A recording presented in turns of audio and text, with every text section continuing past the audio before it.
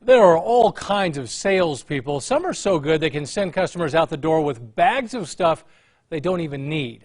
But do some take it too far? Those are the claims against a shop near the Santa Fe Plaza. KRQE investigative reporter Gabrielle Burkhart shows you how a man ended up with more than $60,000 worth of skincare products he says he didn't want.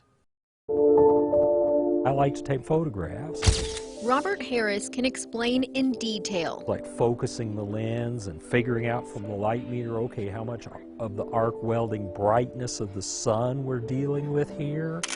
What it takes to capture the perfect photograph. You have to play around with it to get a good exposure.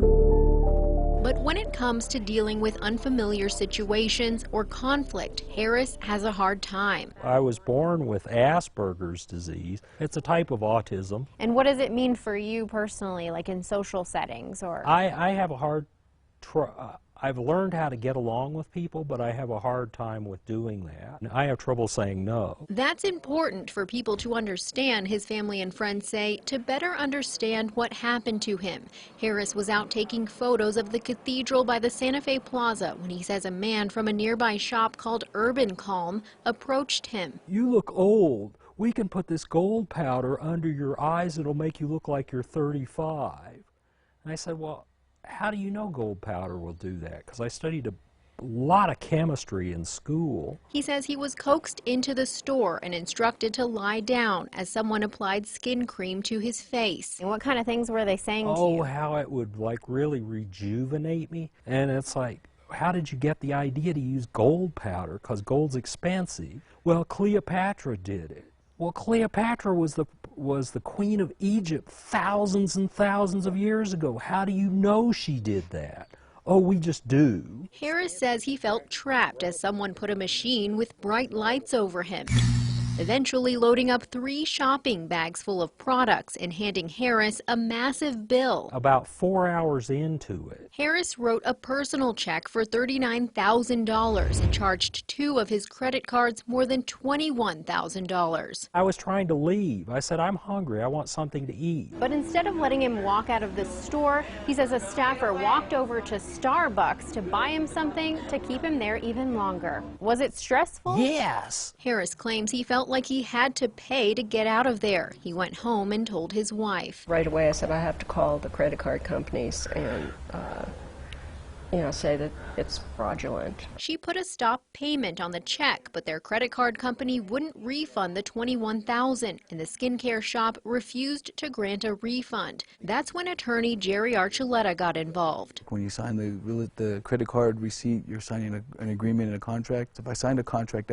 under duress, if I'm forced to sign a contract, then the contract's invalid. He sent Urban Calm a letter saying Harris will return the unopened items and negotiate a resolution. That was in August. Then they called me and they wanted a 25% restocking fee. We negotiated back and forth. Then just before October, the store reimbursed Harris a little more than $18 grand, but kept $2,500 for a quote restocking fee.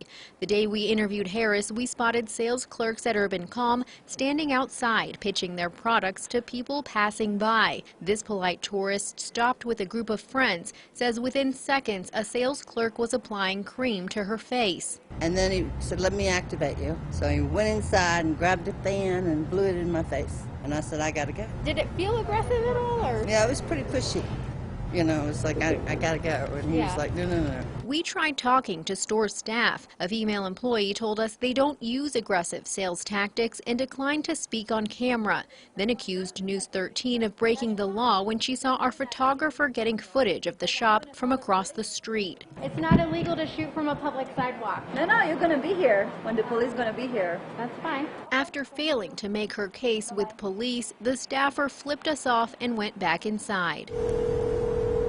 We did reach the store owner by phone. He asked how we heard about Harris's story, saying they've done nothing illegal and went against their policy to issue Harris a refund. He declined an interview and later sent a statement saying, in part, after investigating Robert's case, we discharged the salesperson involved because no client should feel like he's pushed into buying something. This is just not our way. In order for Harris to receive a refund, he made an agreement with the shop to not file a formal complaint with the Better Business Bureau or the Consumer Protection Program. But Harris's attorney says the agreement does not prevent him from sharing his story publicly. And Harris isn't the only one who says they've encountered pushy sales staff here. I mean, they pound and they pound and they pound, and that's really not right. Alvin Hamowitz says he was coaxed into the shop before Harris's encounter. Here, let's put this cream on. And she says, this cream is really unique. It's got 24 karat gold in it. He, too, was shocked to learn the price. A great price today of $900. And I looked at her and I said, excuse me? So you didn't end up handing over a credit card or Oh, no, no way. But you can totally see how somebody like Robert Can get hooked in, yes. They don't need to do business like that. Gabrielle Burkhart, KRQE investigates. Now, customers have made similar complaints of feeling trapped by high-pressure sales tactics on Google reviews and with the Better Business Bureau. UrbanComm says, quote, Robert decided to purchase large amounts of products on his own will. You can read the owner's full statement online. Just go to always on KRQE.com.